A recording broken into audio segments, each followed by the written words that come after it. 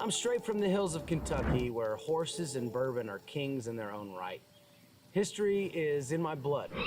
Being around horse culture gives way to an aesthetic that other areas of our country may not identify with. For instance, if you were to see a cow in your front yard one day, this might surprise you. Let's say one day you leave your office, you're sacked after a hard day at work. You head down the elevator, enjoy a walk to the train station while bopping your favorite jams on your Raycon headphones. Take a smooth 10-minute train ride to your final destination. And by this time, you manage to balance yourself enough to smile at the man sitting next to the exit door with his fold-up bicycle blocking the aisle as you pass him by. Yeah! You step off the train, you make your way home, laughing to yourself about the homeowners association meeting you're supposed to sit through. You swipe to that last song on your daily meditation app to bring it home, and your eyes strafe upward. There's a cow! For some of you, I just explained your everyday and then scared the shit out of you by slamming a cow in your face. For others of you, I just scared the shit out of you by describing a day to you that you want nothing to do with, and then you saw the cow and were like, well, Jeremy, that's a Tuesday for me. I see cows all day, every day, everywhere. It's a matter of perspective is all. Well, I've lived both of those scenarios, except for me, in one of those scenarios, it was a moose. And yes, it genuinely scared the shit out of me. Being around horses, however, has made me accustomed to some cows that others are not. But one of those cows is Jocko the Lawn Jockey. Jocko provokes emotion in the stories of different cultures depending on what part of Jocko's story you're aware of. I simply want to make people aware of what Jocko's story is. I'll let you be the judge as to whether or not to believe it, and if you do, what to do with it. I had a wonderful conversation with some beautiful people this past week. We gave ourselves the permission as a group of white people to have an uncomfortable conversation about race. During the course of this particular evening, I began to film myself asking questions and developing the idea of what I thought, well, what I knew was going to be a video eventually.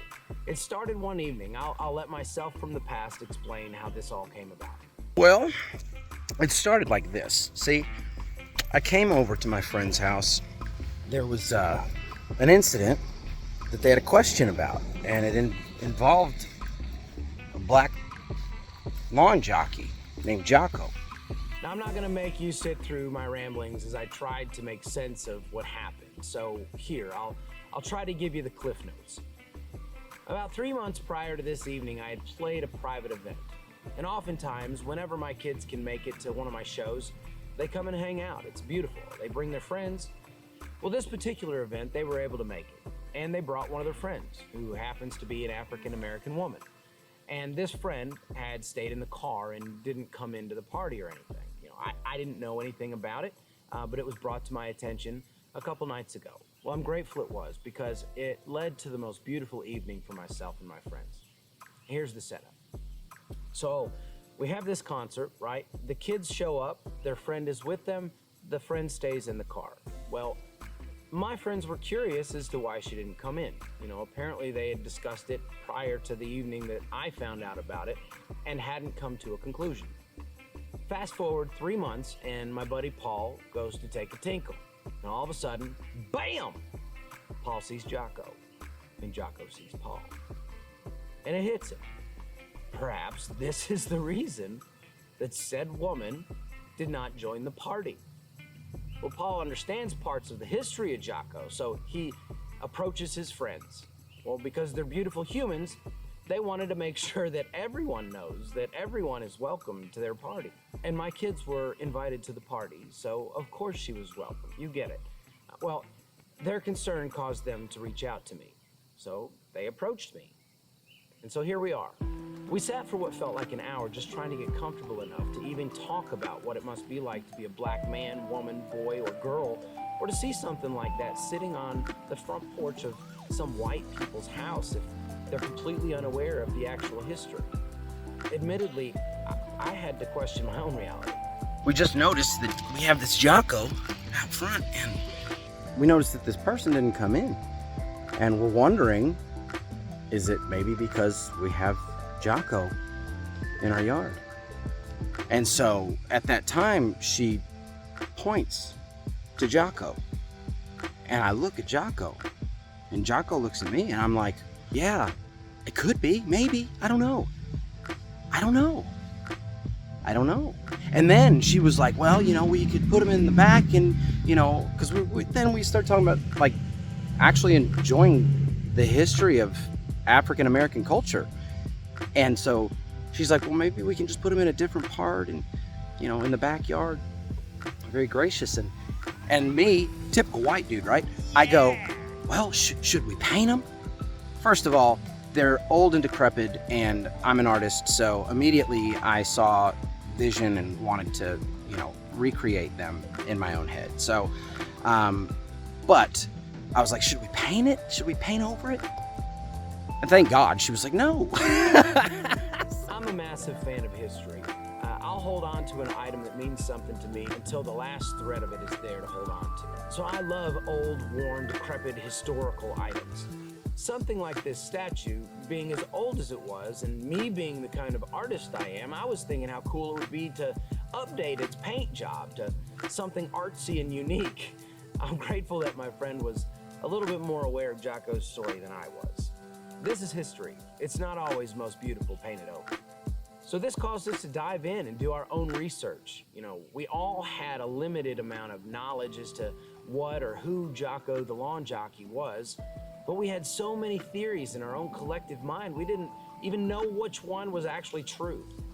Is Jocko a part of a tyrannical movement to oppress another race of humans? Or is Jocko a beautiful reminder of how courageous and inventive and innovative the people of modern black culture came to be through one of the most disgusting parts of our modern American cultural history? Well, I can tell you that I've done a bit of deep diving myself on the subject, including listening to art historians debate one another on whether or not it was culturally appropriate to continue to display these pieces any longer. While we were having our discussions about Jocko, I would dismiss myself to address my future self. Hey, look there's a robin. Knowing that I'd be making some kind of video at this point. So we'll even touch base with myself from a week ago when I didn't know what I know now. A bit of time travel, if you will. So let's go. Let's start with Jocko himself. He was born, and by Jocko, in this instance, I'm referring to the statue, not to any individual at this point. We'll get there. I'll be using the help of some of the professors and historians that provided the information along the way. I've done the best I can to include the opinions of red, yellow, black, and white, getting the historical perspectives about Jocko and who he is. Jocko was designed early in the 20th century, all the way back in the 1910s. So what makes a lawn jockey? Cast iron are the only ones that could be used as actual hitching posts because of their stability and their ability to last through the elements of time. Some jockeys were made of zinc and were made for signs. Iron jockeys were often found in the sporting world. Lawn jockeys, they're concrete and they're used for lawn decorations and are synonymous with the avatar of Jocko. Here's the story of Jocko, George Washington, and how it all started, told by Deborah Gray of Color Book Gallery and Bruce Seymour, general manager of Arapahoe Park. But here's what ended up happening. Back in December, one Christmas day, George Washington decided to attack the Hessians, which were across the Delaware River. Back in those days, during the Revolutionary War, there were many people that would go along with Washington and his troops when they were on a war path or whatever during the Revolution.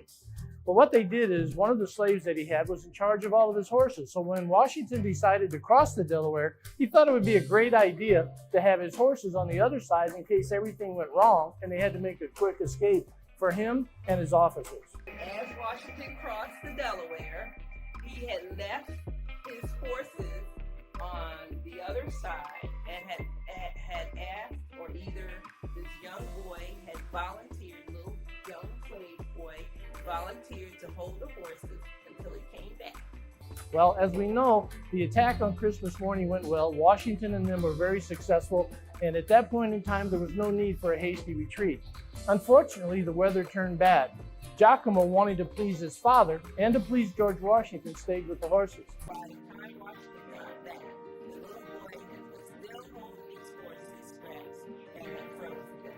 This is really a representation of that little boy holding these straps of those horses. And Washington was so impressed that by the time he got back to Virginia, because remember Washington was both at Mount Vernon as well as he stayed up here in Philadelphia. The problem was this: the weather turned bad, Giacomo froze. He froze to death. And when he froze, he was still holding the lantern and still holding the horses. Washington felt so bad and so guilty of what had happened to Giacomo that he decided to have an artist commemorate him by creating a statue. And he created a statue very similar to this one, with Giacomo holding the lantern so that Washington could find the horses after the battle. The slaves then decided to use the statue, because you would then start seeing these statues even back during that time starting to appear. So the slaves actually used the statue as well to give Underground Railroad signals. If it had a green ribbon tied to the arms of the statue, that would indicate safety. A red ribbon said keep going, this is not a safe place, So it was like all kinds of things that we had to use, during slavery on the Underground Railroad. How about some information about the statue itself? Well, Jocko was first copyrighted in 1871. Along with Jocko, the statue is also called Giacomo, Cavalier Spirit, the Iron Jockey, the Jockey Hitching Post.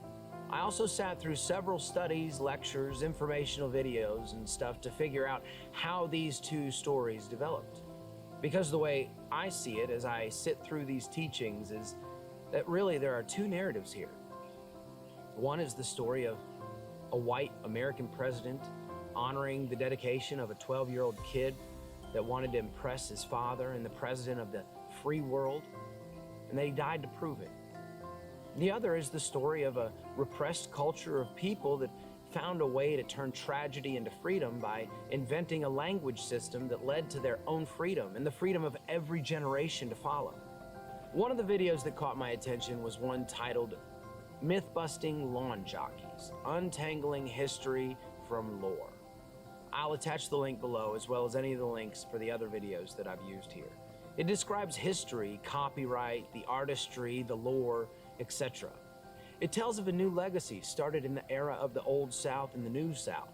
In 1871, the statue began to go under the name Cavalier Spirit, so Jocko's name had once again been replaced by yet another label. Many historians believe that prior to the story of the existence of George Washington's Jocko Graves, there was no offense taken. Here's Kenneth Goins, Professor Emeritus, Department of African American and African Studies at The Ohio State University, to explain. Again, 1871 being post-Civil War. Dr. Goings, in the latter quarter of the 19th century, this model, sometimes called the Cavalier Spirit, rose in distribution.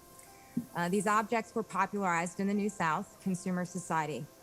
Why do you not see these types of objects as pervasive beforehand? Basically because they weren't needed beforehand. These objects, again, are part of a myth-making tradition. And in the 1870s on, really, and really, I think more after the end of Reconstruction, there is the need, the South sees the need to really create this myth of the Old South, New South. And this object, this hitching post or a lantern holder, a jockey, really fits into this myth making. I mean, in a sense, it seems a little bit counterproductive because the image is white. This is a white jockey, and he is slimmer than a lot of the original black jockeys. He's also taller. This story was used to integrate the African American culture with honor behind it. Jocko's legacy took on a whole new light. New South was destroyed by the root that supported the War of the Old South. In the 1880s, nobody accepted the Southern story of Jocko. But by the 1890s, the story was completely accepted. You know, there's a lot of great information in these videos. There's some good points on the old money still making its presence through imagery, that the lawn jockeys were originally manufactured by white people for white people.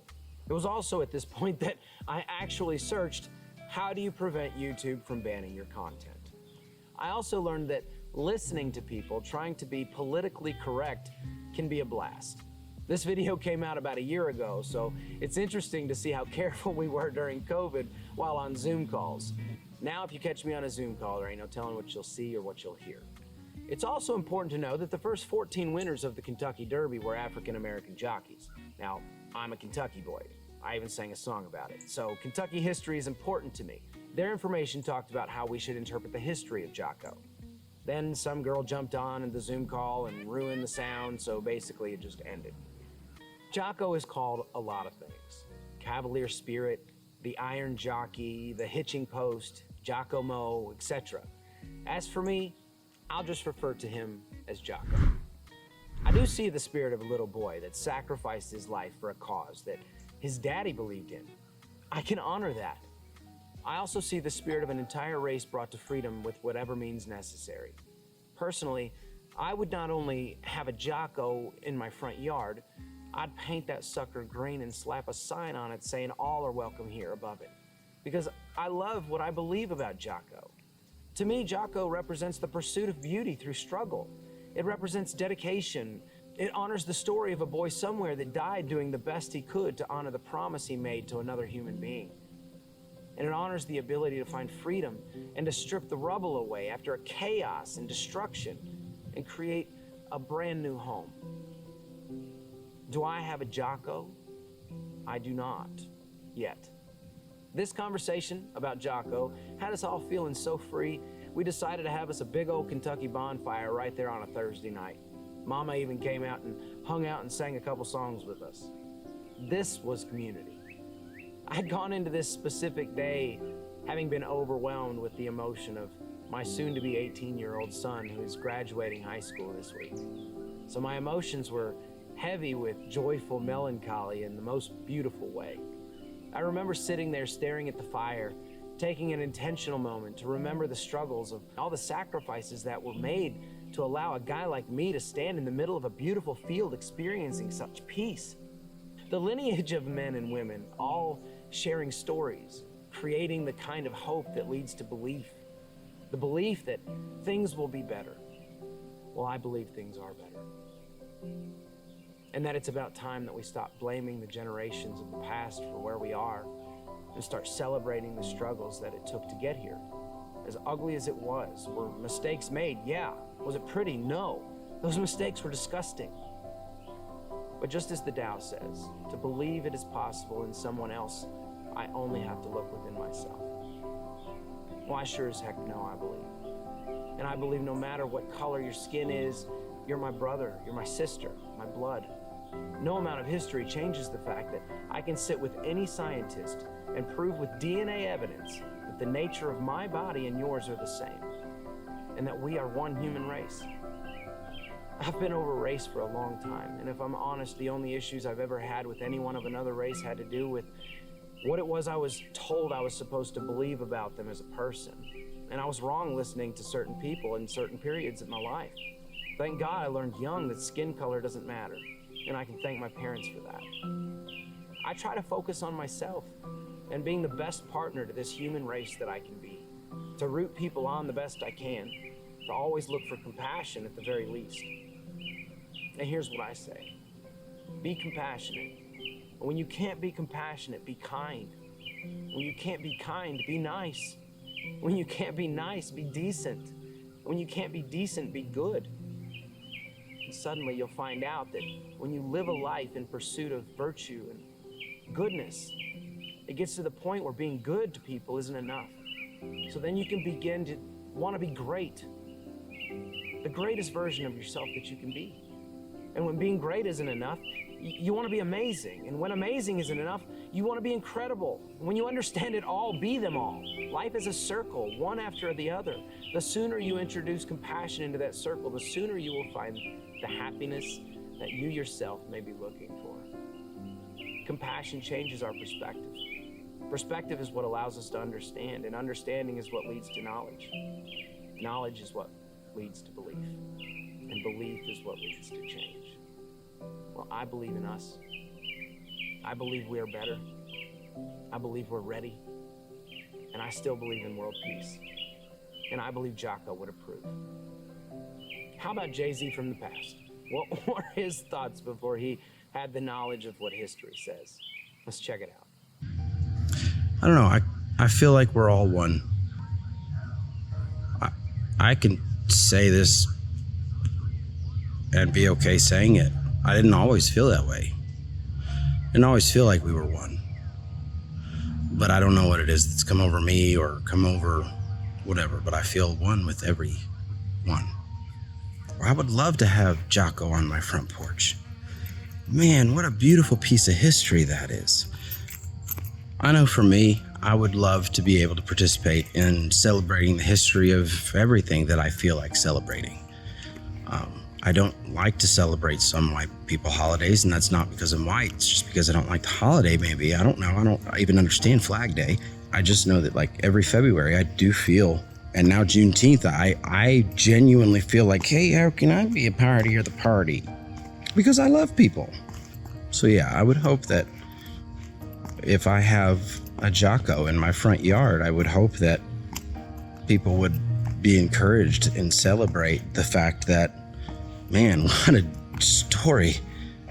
To be able to take something meant for a certain way and taken offensive by many people for good reason, but then to be able to use that as a tool to escape the very thing that brought it there. It referring to the statue. That's powerful. That's language. That's language in motion. It's beautiful. Think of the freedom that was granted because of a system created out of whatever it was meant for. I don't even have an opinion right now. I'm just still trying to process this stuff.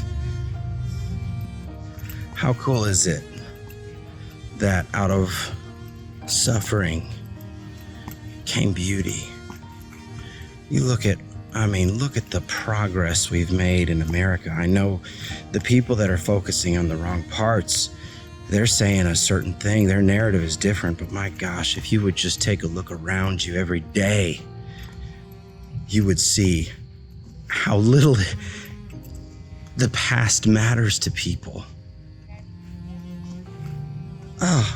To know that anyone, I don't care the race at this point, to me, in my head, it doesn't matter.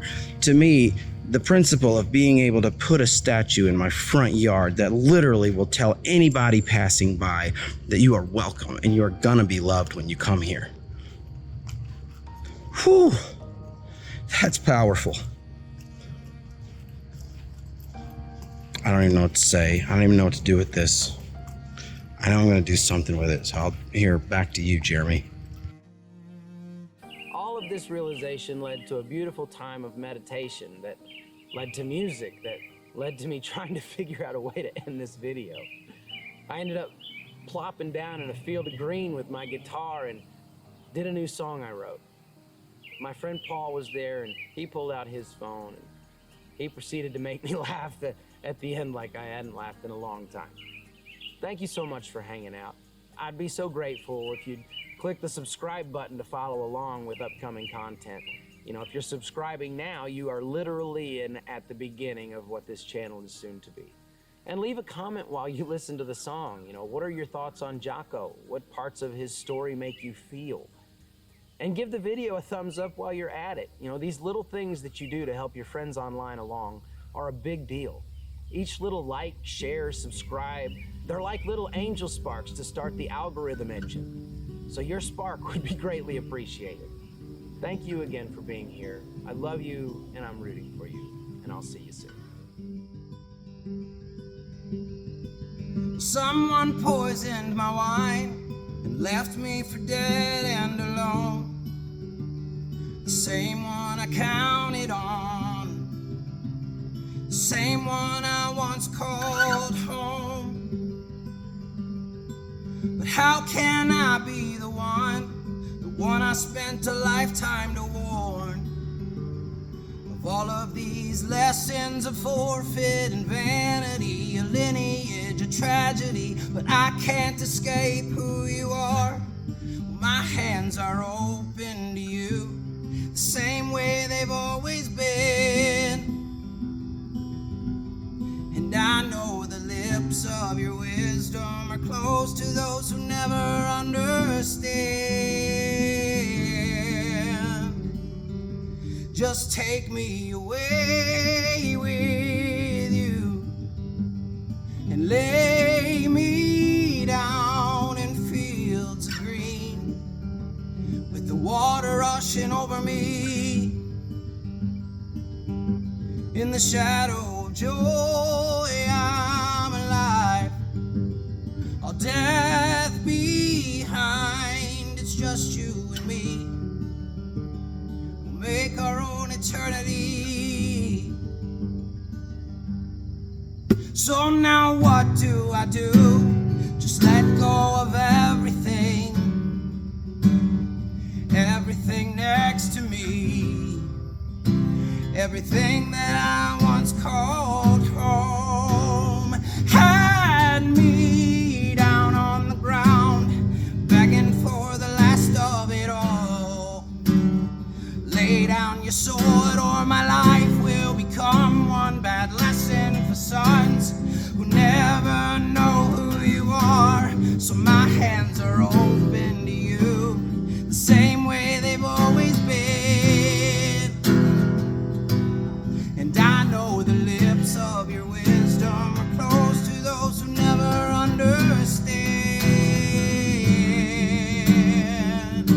Just take me away with you and lay me down in fields of green, with the water rushing over me.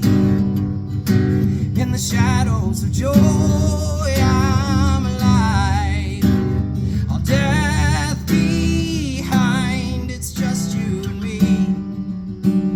We'll make our own eternity.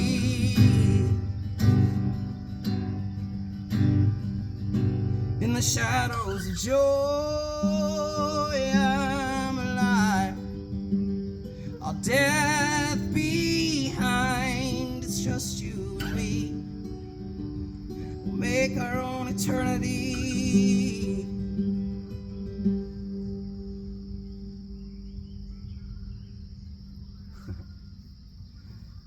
I just psych out when you want me to start it.